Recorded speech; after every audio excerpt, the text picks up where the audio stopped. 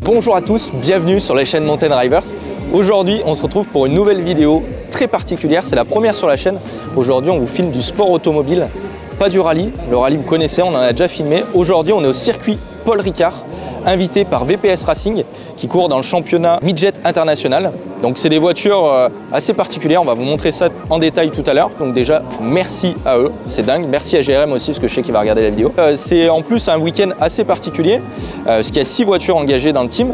Et il y a Romain Favre aujourd'hui qui est très bien placé dans le championnat et qui peut potentiellement remporter le championnat aujourd'hui.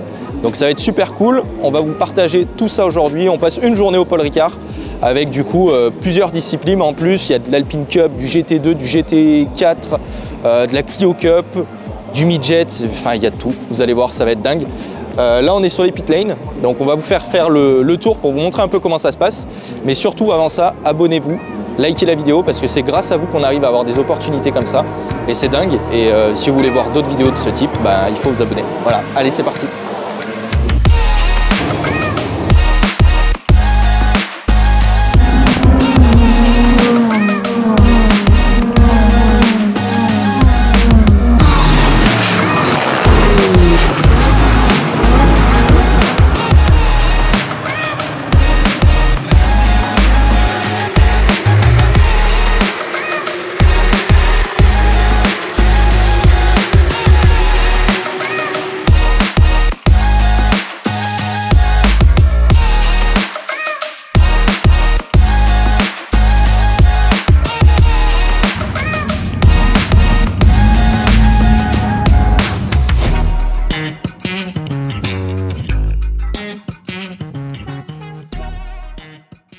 Bon ça y est, toutes les équipes du coup se rejoignent pour le départ. Donc là elles vont aller se positionner sur la grille, tour de chauffe, après elles se positionnent pour le départ.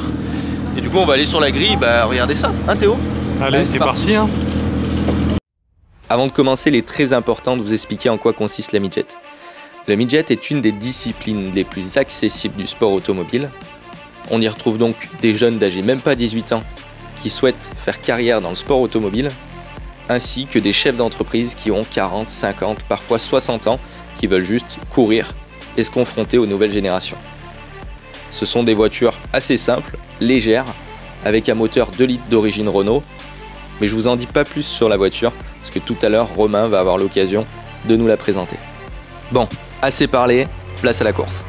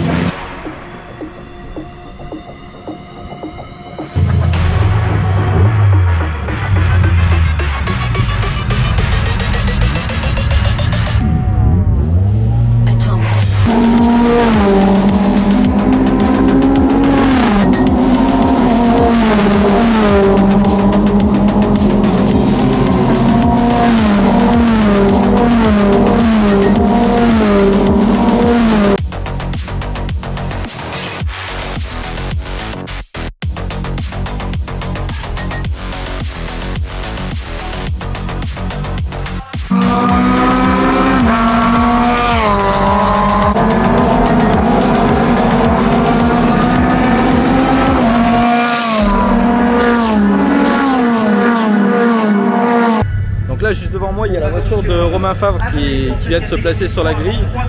Le pauvre il n'a pas eu beaucoup de chance la course d'avant, donc là j'espère que ça va être un peu mieux. Allez c'est parti, on va regarder ça. Malheureusement le résultat de cette 3e course du week-end ne permet pas à VPS Racing et Romain Favre d'assurer pleinement le titre. Le suspense va donc durer jusqu'à la 4e et dernière course du week-end.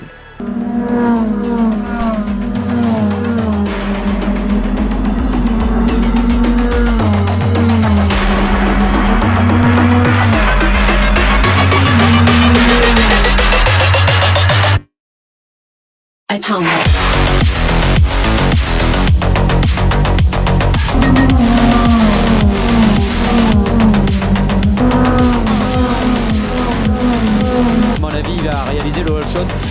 l'attaque de Lorenzo, parce qu'on sait que c'est pas facile, c'est pas un tendre. Ouais, c'est incroyable. On voit Romain Favre justement sur l'extérieur. Ouais, quelques pilotes qui prennent l'échappatoire. On va peut-être voir la coupe de course après sur la prochaine image. Ouais, attention derrière. Oh, attention derrière, touchette entre Andrea Deltossi, Jérémy Sarri qui prend l'extérieur également.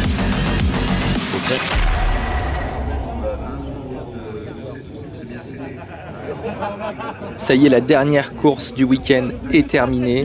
Romain Favre est sacré champion 2022 de midget.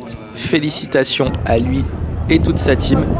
Et d'ailleurs, on le retrouve au stand pour qu'il puisse nous parler de sa voiture.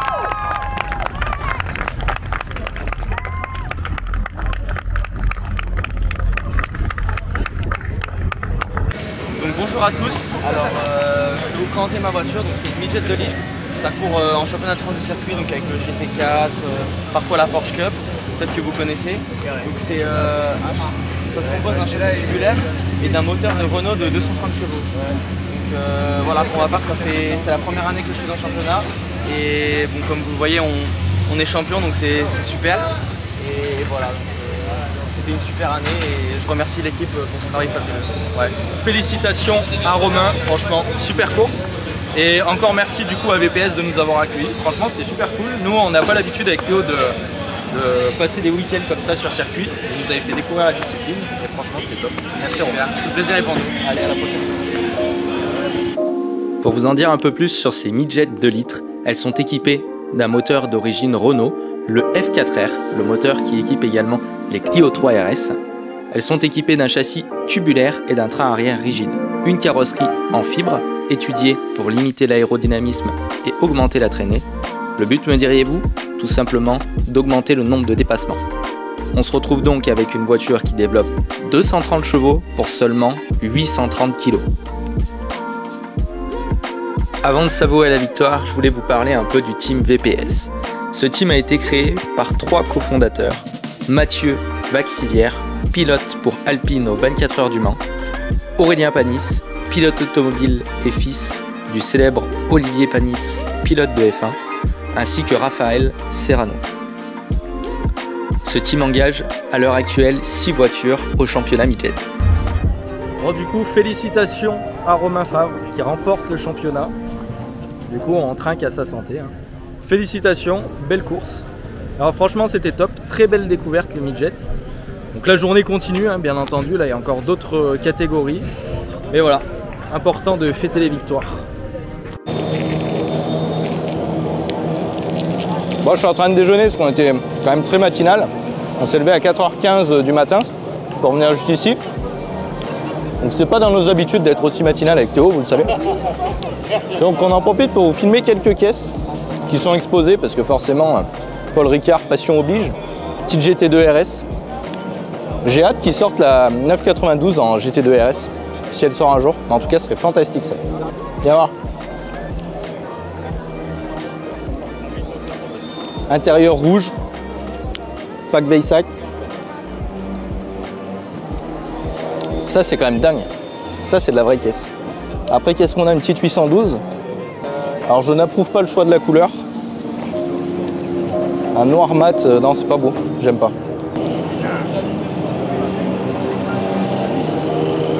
Donc là, pas mal de véhicules exposés. On a une F8 Tributo Ferrari, magnifique. Config assez sobre, quoi. Une SVJ dans la plus belle configuration possible selon moi. Ça, c'est le violet qui était sorti, il me semble, sur la Diablo à l'époque. Et Lamborghini a fait le choix de le reproposer au catalogue. 700 AS. Alors là, celui qui a reculé et qui l'a tapé, lui, à mon avis, il a dû perdre son job. Et la magnifique Huracan STO, la plus belle version de la Huracan selon moi. Elle est vraiment, on dirait vraiment une voiture de GT4, mais pour la route. Elle est dingue. Ah ouais, non, mais c'est énorme, on dirait un vaisseau spatial le truc. Je parais minuscule. Oh, franchement, en longueur, c'est 1,5 fois une Alpine A110, je pense, en longueur. C'est fantastique. Bon, là, on a une AMG GTR. On a une magnifique GT3 992 Orange Gulf, très rare. Et on va vous la montrer plus en détail. J'adore cette couleur, franchement elle est magnifique. Donc là c'est une voiture de Concept Sport Auto qui les expose à l'occasion du week-end. D'ailleurs, Johan, si tu passes par là, bonjour à toi. Non, franchement elle est magnifique. Ça c'est dingue. C'est juste la GT4 RS. La première fois que je la vois, elle est folle.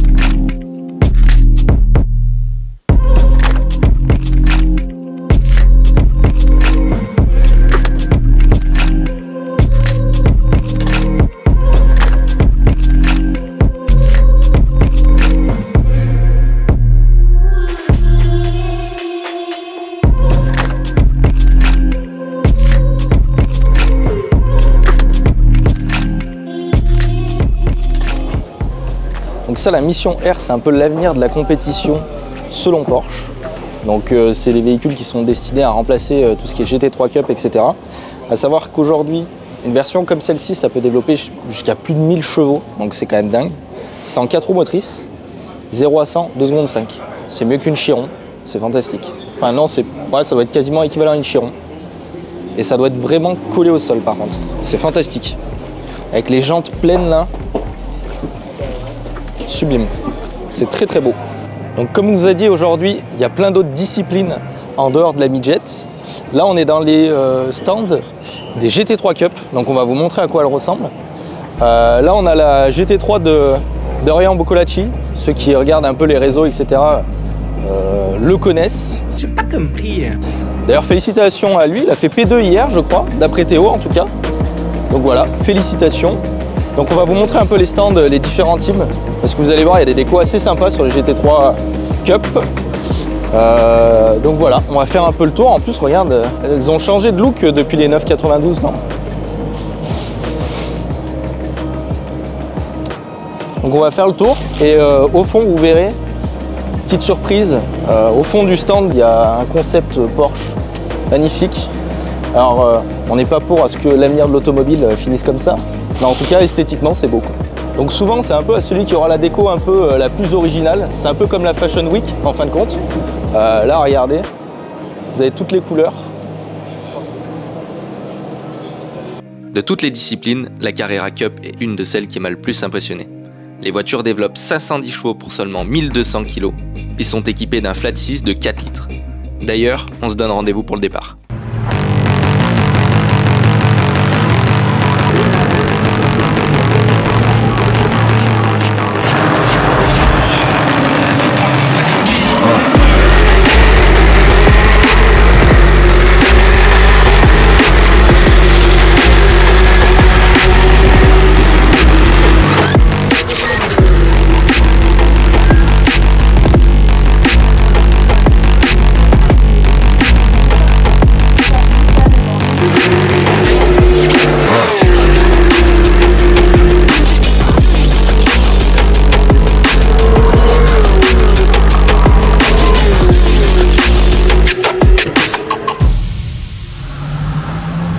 Bon, on remercie les gars de chez Pirelli qui m'ont fourni la casquette légendaire de la marque. Ah, c'est cool. Donc là, je retourne sur les abords du circuit pour filmer. Là, je crois que c'est les GT3 qui tournent, si je dis pas de conneries. Je vais rejoindre Théo qui s'est calé dans la chicane normalement. Allez, c'est parti, je vous emmène.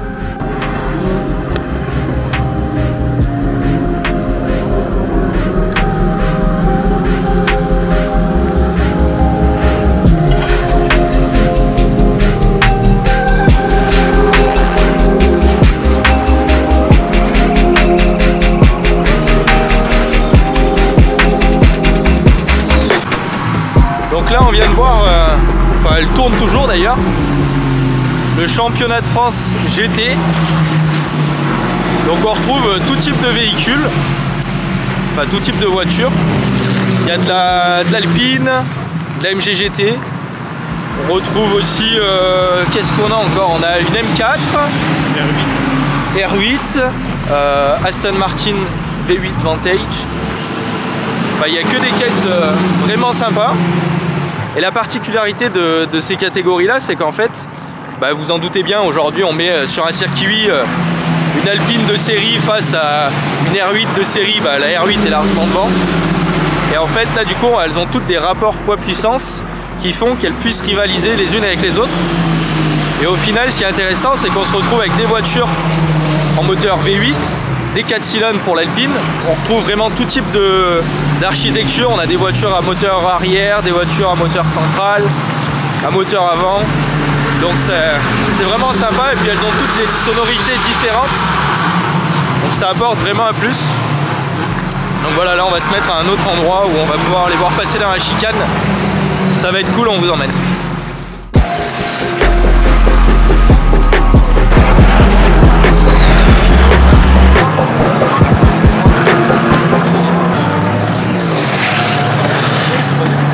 Ce week-end fut une véritable découverte pour moi. Je connaissais le sport auto uniquement à travers la télévision et les jeux vidéo, mais il n'en est rien à côté de l'énergie qui se dégage quand on est aux abords du circuit.